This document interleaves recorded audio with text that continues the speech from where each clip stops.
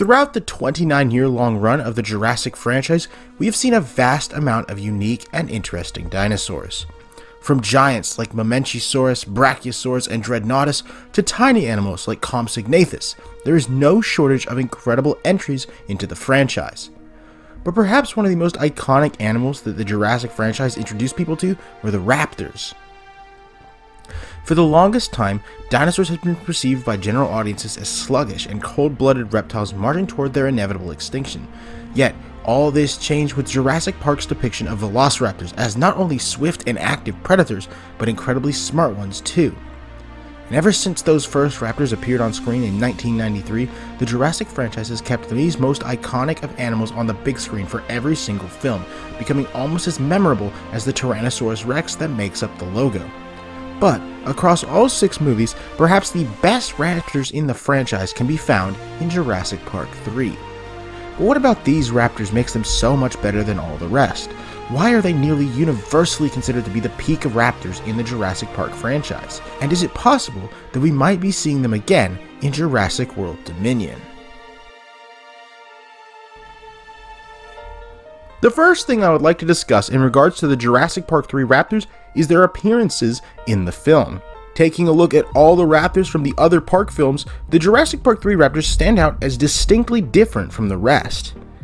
In the first Jurassic Park movie, the raptors don't have much color, if any, to their design. They are essentially entirely brown and bland in coloration. This is only marginally improved on with the Lost World Jurassic Park's Tiger Stripe variant of the raptors, which gives the raptors a bit more color, but not enough to be entirely distinct from the drab raptors of the previous movie. With JP3's raptors, however, there is a massive difference, not just in color, but in physical shape and structure too. In the film, the raptors feature a trait known as sexual dimorphism, meaning that the males and females have different appearances from each other. The female raptors exhibit a white coloration with black spots and stripes running down their backs. But it's the males of the species where things really begin to shine. The design of the male raptors is different from anything we've seen before. They have a whitish underside similar to the color of the female raptors, but their top half is dark gray with a large bluish and white streak running down both sides of the animal, similar to what we see in the Jurassic World Velociraptor known as Blue. In addition to this, there's a lot of color on the animal's head, with its crest being a reddish color and the skin surrounding their red eyes being bluish. But by far, the most interesting thing about their design is their feathers. For the first time in a Jurassic film, dinosaurs were depicted with some sort of plumage. Not nearly as much as a real dinosaur, not by a long shot, but the fact that they are there shows that the filmmakers put in the work to show a connection between the animals in the movies and the animals in real life. It wouldn't be until Jurassic World Dominion over 20 years later that a raptor would be seen with any plumage in a movie. The next thing I would like to touch on is the behavior of these animals. It is often said that these are the scariest raptors we've come to know in the whole franchise. But what is the reason for that? What makes these raptors scarier than the big one from Jurassic Park or Blue from Jurassic World? Well, it all comes down to behavior and how the animal functions. In the original Jurassic Park, the expectations of the raptors were set up. They were incredibly smart, ambushing people like Arnold and Muldoon and opening doors that were closed. Their intelligence set them apart from most other dinosaur antagonists in the films. They weren't just mindless killing machines, they were smart hunters who knew how to get their prey.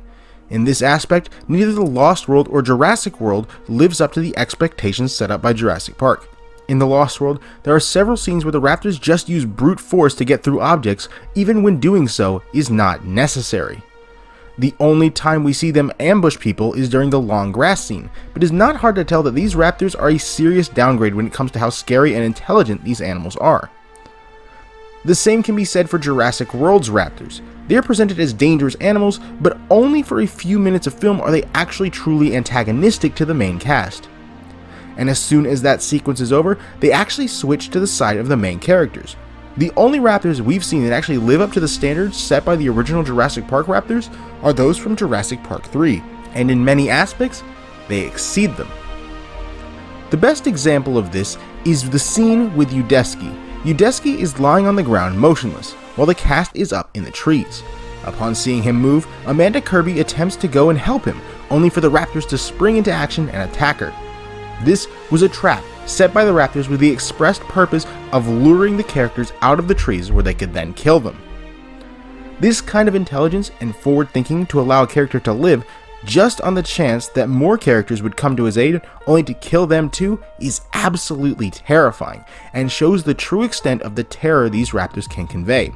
And what adds to this terror is the fact that they aren't just mindless monsters. They had a goal throughout the entire film, to retrieve their eggs, and they showed that they would do anything necessary to get those eggs back. The combination of their intelligence and their behavior combines to form a truly terrifying animal that we have yet to see matched in any of the Jurassic movies since then. The raptors from Jurassic Park 3 hold a very special place in the Jurassic franchise. Their terror and cunning is conveyed in a way like no other raptors have been, and their unique designs are some of the most interesting of any animal to come out of the Jurassic movies. In fact, these raptors are so well acclaimed that many have been wanting them to return to the franchise for a while now. And while there is nothing certain on the status of these raptors, it is entirely possible that we may end up seeing them in some fashion for Jurassic World Dominion.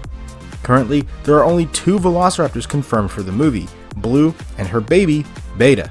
And while there are other raptors appearing in this movie, such as Pyroraptor and the Atrociraptor, there is nothing stopping the raptors from Jurassic Park 3 from showing up in the movie in some fashion.